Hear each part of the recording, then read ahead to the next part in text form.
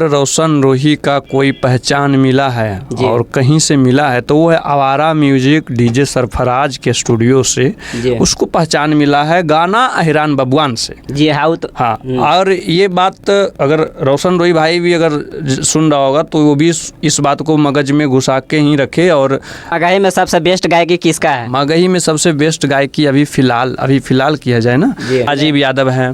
Harmonium पे रियाज करने वाले को ही गायक कहेंगे और हारमोनियम पे गा रहा है उसको गायक बोलेंगे। बाकी मुंह फाड़ने वाला तो छोटा छोटा से लेके बड़ा बड़ा लेके बहुत सारा। तो राजीव यादव भाई है, गुंजन सिंह भी हैं, बहुत बढ़िया है मगही में। और भी कलाकार देखा जाए तो सागर बेदर्दी भाई है, उसके बाद और भी मतलब कि आशीष भाई भी है। रोशन रोही पहले उतना नाम नहीं था और जेल जाने के बाद उसका काफ़ी नाम हो गया है, इसका पीछे क्या वजह है? बात बोलने जा रहा हूँ, मगही में जितने भी कलाकार हैं वो अपना अपना तरीके से सब मेहनत कर रहे हैं, लेकिन बात रह गई रोशन रोही का, तो वो सबसे डिफरेंट किया भाई। डिफरेंट यही किया कि अब जैसे कोई किसी के अंदर इतना जुनून नहीं होता है कि वो खुद से गाना लिखे, और नहीं भी लिखा रहा है फिर भी हिम्मत करके लिखे और रात दिन गाना के विषय में ही सोचे। रोशन रोही के साथ में काम करना और गाना गाना और क्लास जाना और स्टूडियो में गाना गाना, वो मेरा स्टूडियो में बहुत सारा गाना रिकॉर्ड करवाया रिसेंट अभी 1 साल पहले तक। हाथवा में देई के कटोरावा दिलावा कठोरावा कहीं गे जान, हाथवा में देई के कटोरावा दिलावा कठोरावा कहीं गे जान, हमारा बनाई के पगला हमारा बनाई के पगला अपने ससुरावा गेन्ही गे जान। नमस्कार, प्रणाम, आप सभी को स्वागत है ललन रियल ब्लॉग पे। अभी हमारे साथ में जुड़ चुके हैं हलकट म्यूजिक स्टूडियो का ओनर परवीन भैया, और साथ में ये सिंगिंग भी करते हैं। और आइए इन्हीं से रूबरू करवाते हैं। सबसे पहले हमारे चैनल पर भैया नमस्कार सभी को, और आपको भी मेरे स्टूडियो में स्वागत है। और जो भी ललन रियल न्यूज़ को देख रहे हैं सभी को मेरा प्रणाम। इस ललन रियल ब्लॉग्स जो देख रहे हैं वीडियो, मैं चाहूँगा कि आप लोग पहले शुरू लाइक कर ले, सब्सक्राइब कर ले और भाई को सपोर्ट करें, है ना। कैसे हैं भैया? बहुत बढ़िया है। आज आए हैं मेरे स्टूडियो में आज अपना इंटरव्यू करने के लिए, पहली बार इनके चैनल के माध्यम से इंटरव्यू अपना दे रहे हैं। बताइए, आप बताइए कैसे हैं? हम तो ठीक हैं। आप भैया आपको बारे में बहुत सुने हैं भैया कि छोटे मोटे कलाकार के लिए काफ़ी ऑफर देते हैं, इसके लिए आप क्या बोलते हैं? हाँ देखिए, स्पेशल मैं बताऊं तो नवादा में मेरा स्टूडियो प्रचलित है इस विषय में कि यहाँ पे जो भी मतलब कि नॉर्मल परिवार से होते हैं जो पैसा नहीं लगा पाते हैं, वो गायकी बढ़िया है, तो यहाँ पे क्या करते हैं कि मैं 2 मंथ पे, 4 मंथ पे, 3 मंथ पे ऐसे मैं ऑफ़र छोड़ा करता हूँ उन लोगों के लिए जो पैसे से कमज़ोर है, जो 4,000, 3,000, 5,000 नहीं लगा सकते हैं। वो 1,000 लगा के, 500 लगा के अपना गाना बनवा लें, वो भी अच्छे म्यूजिक, अच्छे वीडियो के साथ। तो ये सेवा देते आ रहे हैं।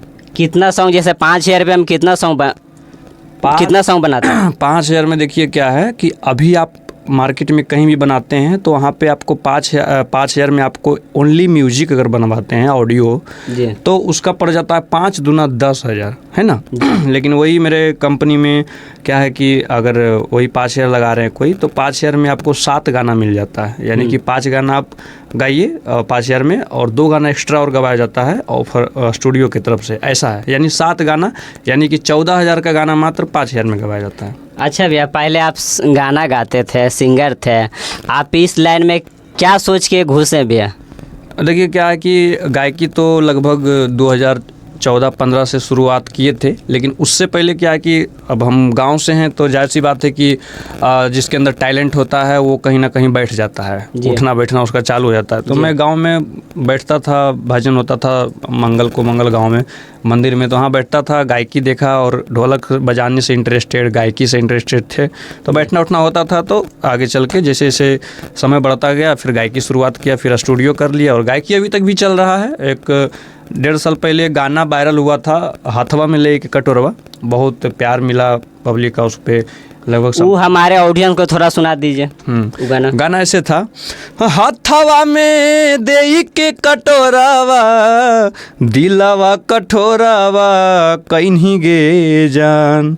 हथवा में देई के कटोरावा, दिलावा कठोरावा कहीं गे जान।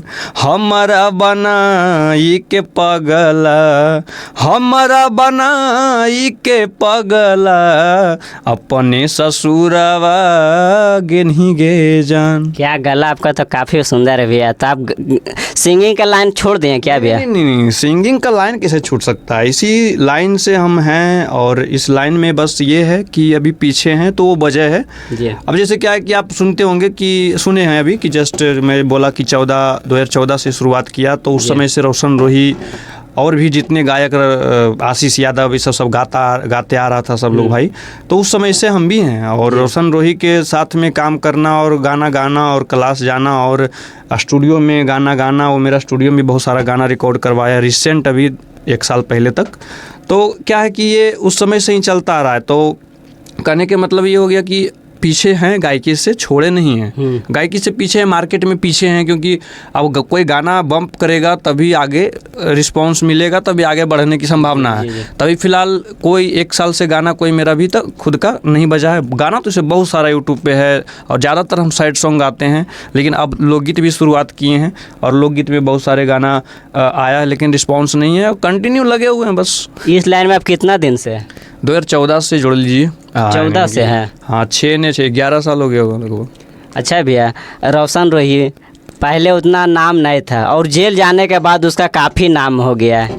इसका पीछे क्या वजह है? वजह क्या रहेगा, देखिए क्या है कि रोशन रोही, अगर बात उसकी किया जाए तो मैं उसको बहुत करीब से जानता हूँ। मित्र के साथ साथ काम करना भी रहा है उनके साथ। और इंसान बहुत बढ़िया है, और भाई है। मतलब कि सबसे बड़ी बात है उसका सक्सेस का पॉइंट है वो। और सब लोग को बता दूं, मगही में जितने कलाकार है, मैं एक बड़ी बात बोलने जा रहा हूँ, मगही में जितने भी कलाकार है वो अपना अपना तरीके से सब मेहनत कर रहे हैं।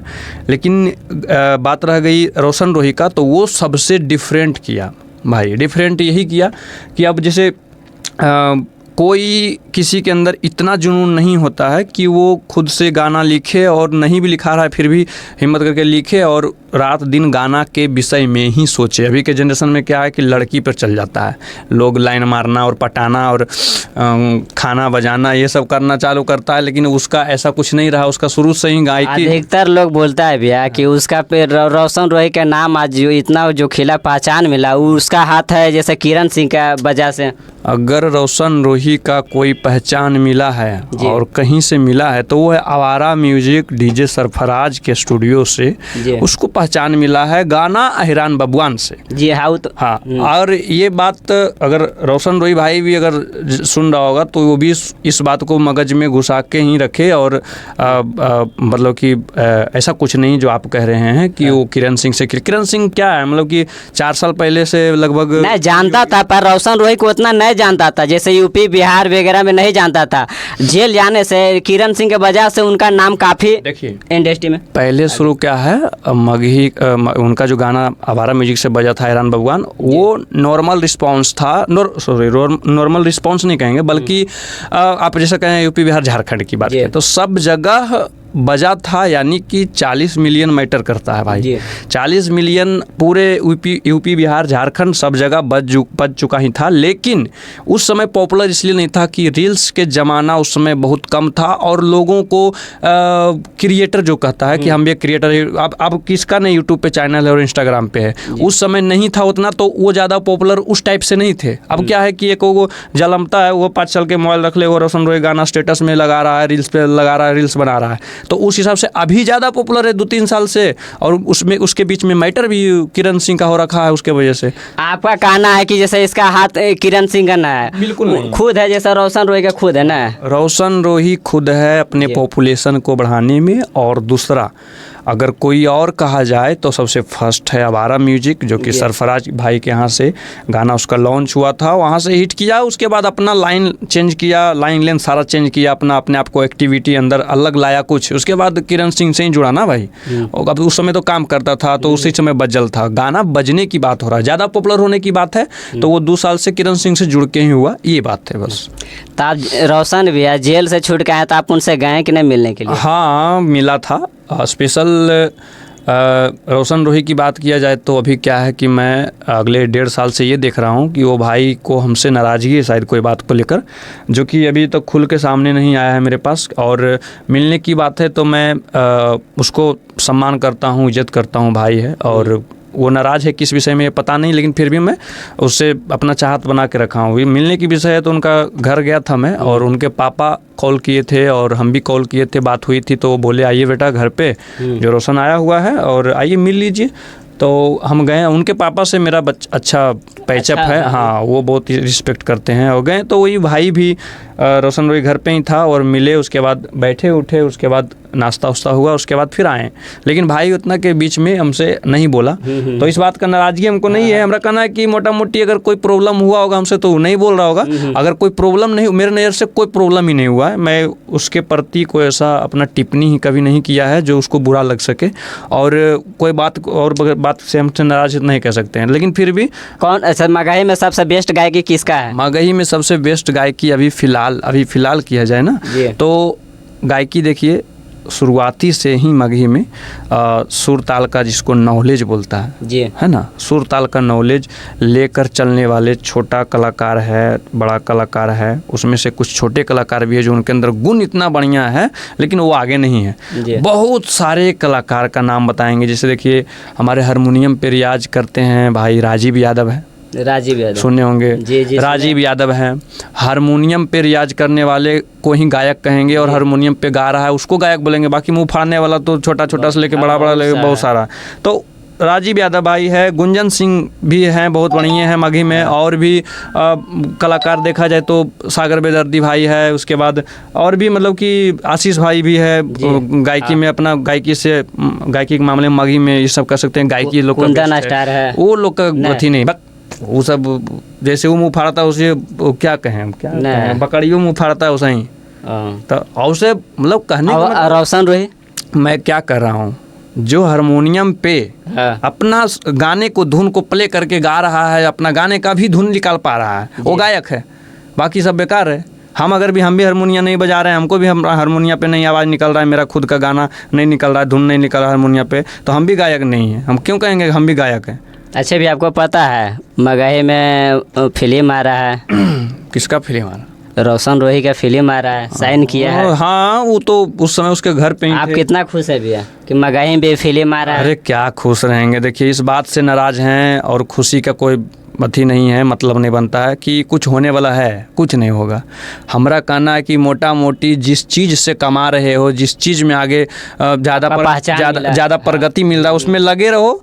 सपना अगर बड़ा देखना है तो उसके लिए बड़ा करने की जरूरत पड़ता है। और काम हो रहा है टुटपुंजिया। सबसे बड़ी बात रह गया कि जिस तरीके का क्षेत्र में हम हैं भाई, आपका नाम क्या हुआ? मेरा नाम हो ललन जी। आप एगो बड़ा बात है, ध्यान दीजिएगा, जिस क्षेत्र में हम सारे मगही कलाकार गायकी क्षेत्र में हम लोग काम कर रहे हैं, आपको क्या लगता है किसी को मगही क्षेत्र की बात नहीं है, भाषा की बात नहीं है, बल्कि जिस टाइप का गाना गाया जा रहा है मार्केट में हम लोग के तरफ से, हम भी गाते हैं, चाहे कोई भी गा रहा है, छोड़ा छोड़ी चाहे सैड सॉन्ग, तो इससे क्या है कि पद्म भूषण और पद्म श्री मिलेगा किसी को?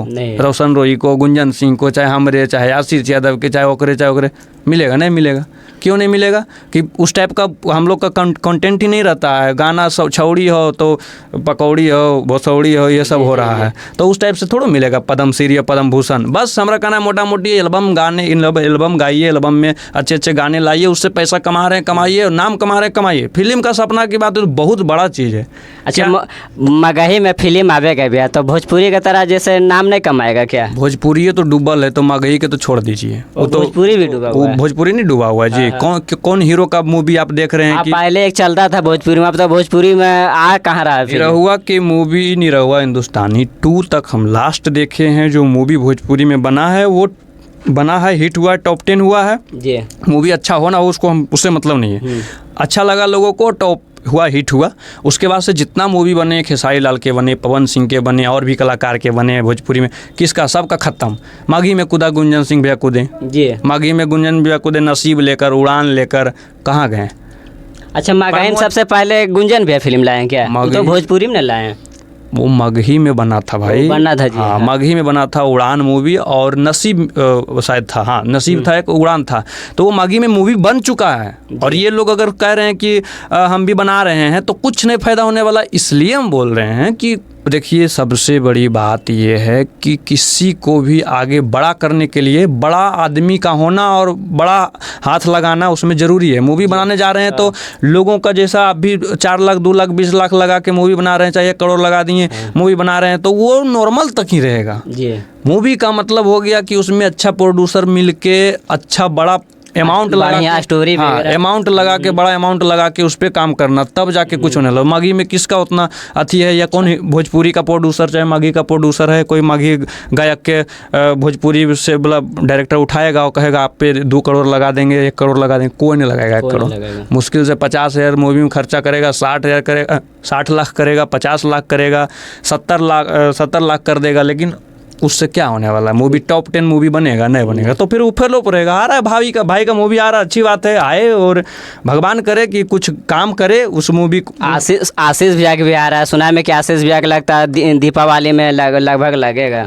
दीपावली में लगेगा, अच्छी बात है, सभी को शुभकामनाएं हैं, हमको किसी से कोई खलन नहीं है। हमारा कहना है कि आ रहा है तो अच्छी बात है, हम भी देखेंगे और समझेंगे कि क्या जाइए कि नहीं देखने के लिए। नहीं, देखने के लिए क्या जाएंगे, कहने के मतलब हो गया कि अब मूवी देखने के जाने की जरूरत नहीं पड़ता है, अवेलेबल हो जाता है। अगर कल लगा मूवी तो मेरे पास आज अवेलेबल हो जाएगा, तो उस हिसाब से हम देख लेंगे। और सबको शुभकामनाएं हैं भाई को कि अपना मूवी लाए और देखें। अरे देखना ना, उतना प्रमोशन में आप जाइए, मूवी प्रमोशन में आप जाइए भैया। मूवी प्रमोशन हो या सॉन्ग प्रमोशन हो या किसी का कोई प्रमोशन हो, मेरा कहना ये है कि मैं किसी का प्रमोशन में क्यों जाऊँ।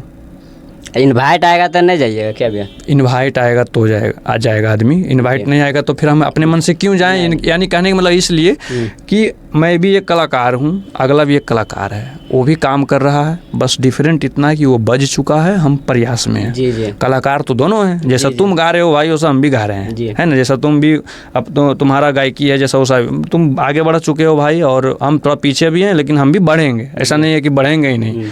तो उस हिसाब से हैं। तो हमारा कहना है कि हम भी एक कलाकार हैं, ऑडियंस थोड़ा है जी कि जहाँ से बुलाटा आया चलो भाई दौड़ जाओ।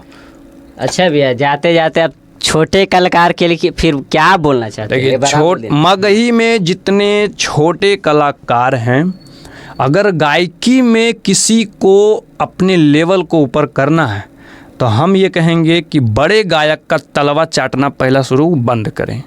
बड़े गायक का तलवा चाटना मतलब हो गया उनके साथ जाके कोई रील बनाना, वीडियो बनाना, फोटो खिंचा लेना। आप एक खुद कलाकार हैं, कलाकार होते हुए वो, इससे क्या होता है कि आपको वैल्यू नहीं बढ़ता है, अगला को वैल्यू बढ़ता है ना।